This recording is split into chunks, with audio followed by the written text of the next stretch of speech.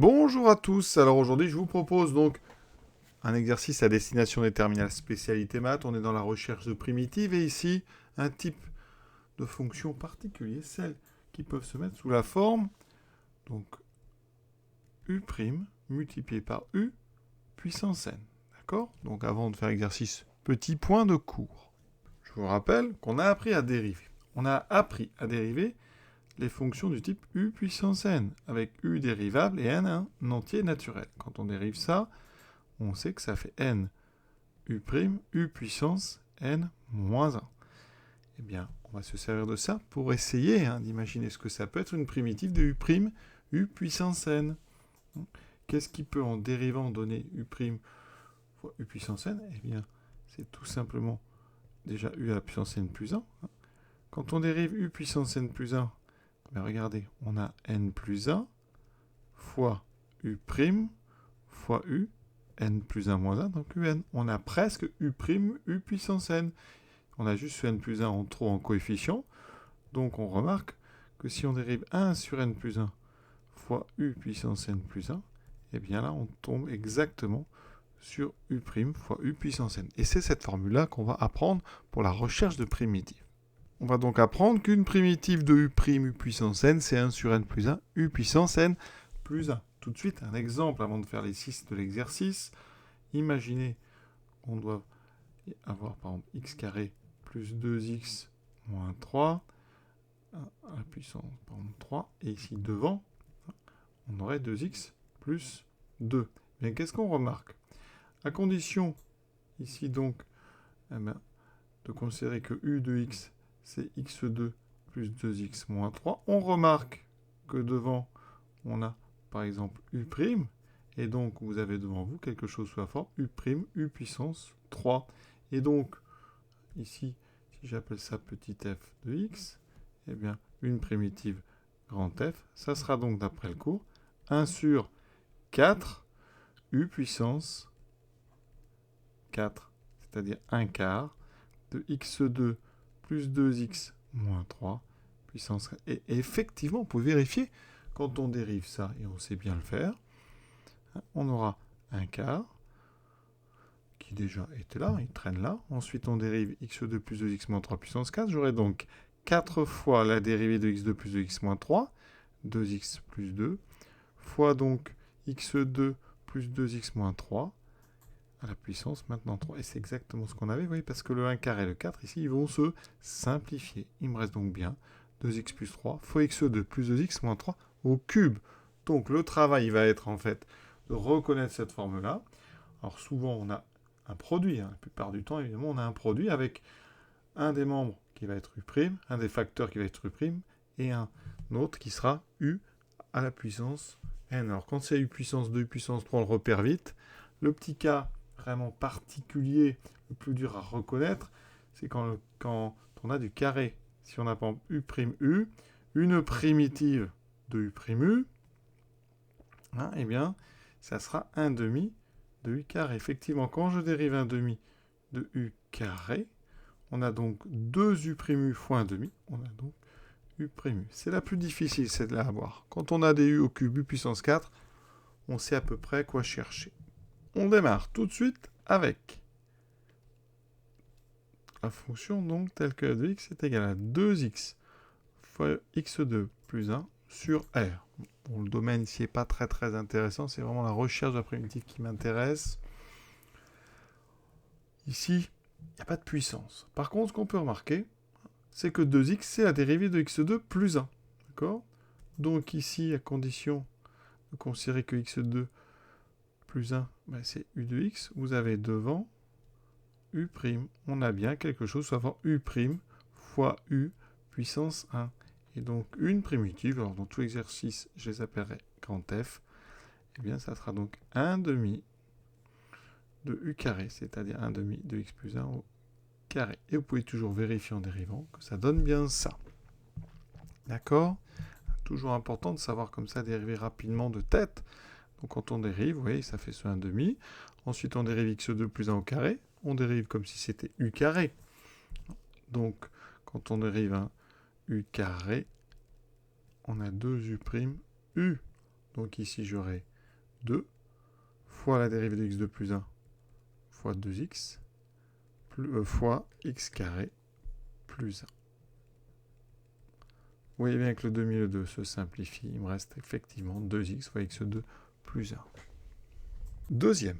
Maintenant, 9x2 fois 3x3 moins 7 au carré. Alors, à condition de prendre u de x 3x3 moins 7, on remarque que u', c'est donc 3 fois 3, 9x2. Et donc, notre expression de x, c'est exactement, ici on a donc u' multiplié par u à la puissance 2. On a bien donc du u' fois u puissance n avec n égale à 2. Donc, une primitive, ça sera donc 1 sur n plus 1, 1 sur 3, fois 3x3 moins 7 au cube. Et on vérifie. Quand on dérive 3x3 moins 7, ça fait 9x2. Ensuite, l'exposant va diminuer de 1. On aura bien 3x3 moins 7 au carré. Et le 3 qui sort à cause justement de ce 3-là, eh bien, est annulé, est simplifié par ce 1 tiers. Le troisième, ça c'est quelque chose qui est très connu en maths, c'est cos x fois sinus x. Pas évident à voir, mais je vous le dis, on est dans une dérivée d'une puissance, à condition bien de poser, par exemple, u de x égale sinus x. Il nous faudrait u', donc ça serait dérivée de sinus, c'est cosinus. Donc on a exactement ici u' fois u. D'accord? Et donc une primitive sur R, ça peut être donc 1 demi de u carré. Donc 1 demi de sinus carré. Une primitive de u', c'est 1 demi de u carré. Très important à savoir faire. Alors, il y a une deuxième version de celle-là. Parce que j'ai écrit cos fois sinus, mais je peux écrire aussi sinus fois cosinus. Et dans ce cas-là, eh bien, on a envie de se dire, de tester u de x égale cosinus. Dans ces cas-là, il faudrait un u' qui serait donc moins sinus x. Ça veut dire qu'ici, on n'a pas exactement u' fois u. Donc on va enlever ce moins ici. Et donc on va rajouter plutôt un moins, de façon à avoir ici moins sinus x, oui, fois cosinus x. On fait apparaître en fait u' fois u. On a donc devant nous moins u' fois u. Et donc une primitive, on va la mettre en bas, grand F, ça sera donc moins 1 demi de cosinus carré de x. Oui, on a effectivement une primitive un petit peu différente. Alors, est-ce que ça vous paraît étrange d'avoir comme ça deux primitives qui ne se ressemblent pas? Eh bien, je vais vous expliquer pourquoi ça n'a rien d'étrange. Je vous rappelle que ici, on a trouvé une première primitive 1 demi de sinus carré. Et sinus carré, d'après une propriété caractéristique, c'est 1 moins cos carré. D'accord? Donc quand je développe, j'ai 1 demi moins 1 demi de cos carré de x. Donc ici, j'avais trouvé une première primitive, ici une deuxième que je vais appeler f2. Ça veut dire que ma première f1, c'est tout simplement 1 demi plus f2 de x. Vous voyez bien, ici, j'ai moins 1 demi de cos carré, c'est f2 de x. Donc, j'ai deux primitives qui sont égales à une constante près. Et donc, rien d'inquiétant, on sait bien qu'une fois qu'on a une primitive, eh bien, on peut toutes les avoir sur un intervalle à condition de rajouter une constante. La quatrième, alors, je vous le dis, quand il y a des carrés, c'est plus simple parce que on voit tout de suite qui peut être le u de x. Ici, effectivement, on a envie de poser u de x égale cosinus 2x. Dans ce cas, on aura besoin de u' qui sera donc moins 2 sinus 2x. Alors, on l'a presque. On a sinus 2x, on n'a pas le moins 2. Donc, on va transformer un petit peu f de x en disant que c'est donc, alors 4, on va dire que c'est moins 2 fois moins 2. Donc, j'ai moins 2 fois moins 2 sinus 2x fois donc cosinus 2x au carré. J'ai donc effectivement, alors le moins 2 on le laisse là. Là j'ai u'. Ici, avec le carré, j'ai donc u de x au carré. J'ai donc u' fois u carré. Et c'est du coup une primitive. Alors le moins 2 qui est là, on va le remettre. Et on prend une primitive donc de u' carré qui est donc 1 sur 3 u3. C'est-à-dire moins 2 tiers de cosinus 2x au cube. Il existe plusieurs façons de présenter les choses. On peut, par exemple, donc ce moins 2, on le laisse, et on se débrouille pour faire apparaître exactement la dérivée de u3. Donc la dérivée de u3, c'est 3 fois moins 2 sinus 2x fois cos 2x au carré. Sauf que ce 3 n'était pas là. Donc si je rajoute un 3 en haut, il faut que je compense en bas.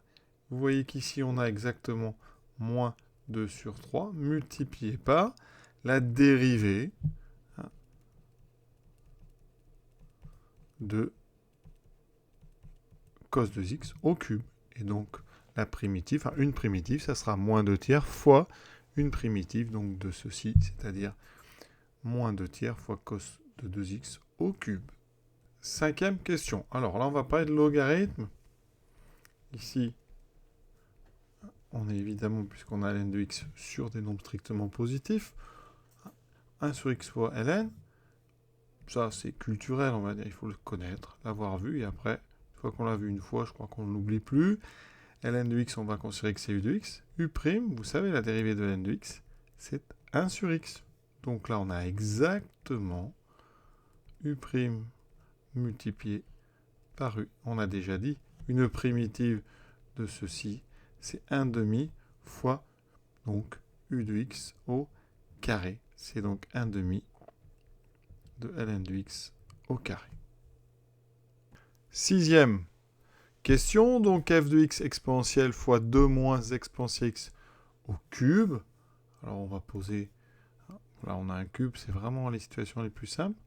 Donc u de x, on va poser 2 moins exponentielle x.